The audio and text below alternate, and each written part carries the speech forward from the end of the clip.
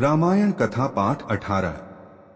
धनुष यज्ञ। मिथिला। नरेश के वहां से विदा हो जाने पर ऋषि विश्वामित्र राम और लक्ष्मण को लेकर यज्ञ मंडप में गए।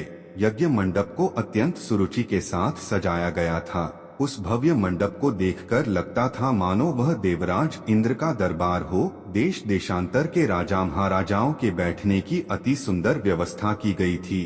मंडप के ऊपर बहुमूल्य रत्नों से बने झालर युक्त आकर्षक वस्त्रों का वितान तना हुआ था। वितान के चारों ओर फहरते हुए पताके मिथिलाप्ति की कीर्ति को प्रदर्शित कर रहे थे। बीच बीच में रत्नस्थित स्तंभ बनाए गए थे। वेदपाठी ब्राह्मण एवं तपस्वी शांति पाठ कर रहे थे। देदीप्यमान वस्त्राभूषणों को धारण किए राजकुमार अपने अपने आसनों पर विराजमान थे। ऐसा लग रहा था मानो सैकड़ों इंद्र अपने वैभव और सौंदर्य का प्रदर्शन करने के लिए महाराज जनक की यज्ञ भूमि में एकत्रित हुए हों। इस सौंदर्य का अवलोकन करने के लिए जनकपुर की लावण्यमयी रमणियां अपने घरों के झरोखों से झांक रही थीं। गर्जन करते हुए पिनाक को इस मनोमुग्धकारी वातावरण में यज्ञ भूमि में लाया गया। सभी की उत्सुक दृष्टि उसी ओर घूम गई। सहस्त्रों व्यक्ति उस धनुष को एक विशाल गाड़ी में धीरे धीरे खींच रहे थे।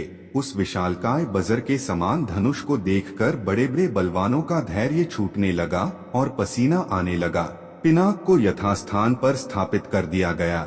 राजा जनक के ज्येष्ठ पुत्र सीता एवं उनकी सहेलियों को साथ लेकर धनुष के पास आए और बोले, हे संपूर्ण संसार के राजाओं और राजकुमारों, महाराज जनक ने प्रतिज्ञा की है कि जो कोई भी महादेव जी के इस पिनाक नामक धनुष की प्रत्यंचा को चढ़ाएगा उसके साथ मिथिलाप्ति महाराज जनक अपनी राजकुमारी सीता का विवाह कर देंगे।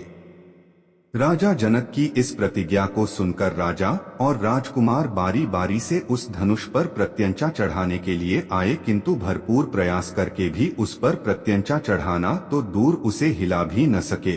अंत में वे लज्जित हो सिर झुकाकर तथा श्रीहीन होकर इस प्रकार अपने अपने आसनों पर लौट गए जैसे कि नागराज अपनी मणि गंवाकर लौट आते हैं। इस प्रकार एक एक करके सब राजाओं और राजकुमारों को विफल मनोरथ होकर लौटता देख महाराज जनक को बहुत दुख हुआ।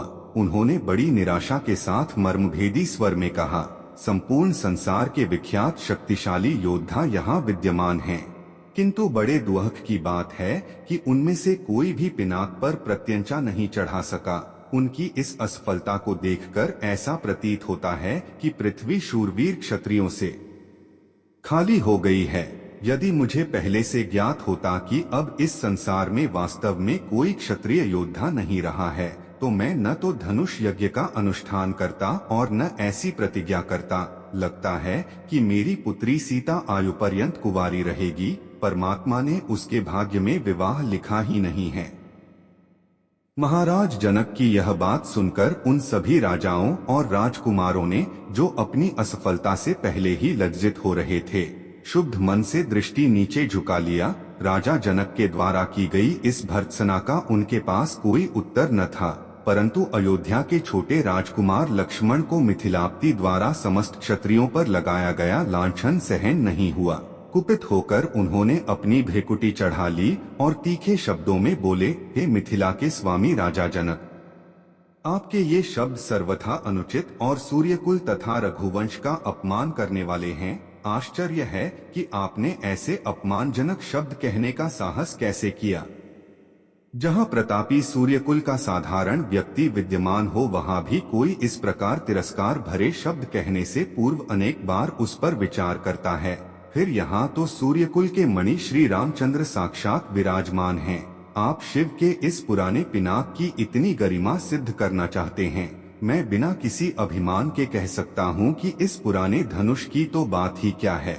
यदि मैं चाहूँ तो अपनी भुजाओं के बल से इस धनुष के स्वामी महादेव सहित संपूर्ण सुमेरु पर्वत को हिलाकर रख दूं। इस विशाल पृथ्वी को अभी इसी समय रसातल में पहुँचा दूं।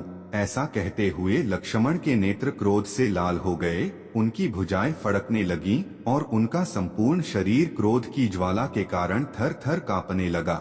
वीडियो अच्छा लगे तो चैनल को सब्सक्राइब जरूर करें। आगे से और भी राम कथा मिलते रहेंगे। नमस्ते दोस्तों, आप लोग मेरे वीडियो को पूरा जरूर देखें और एक लाइक जरूर करें।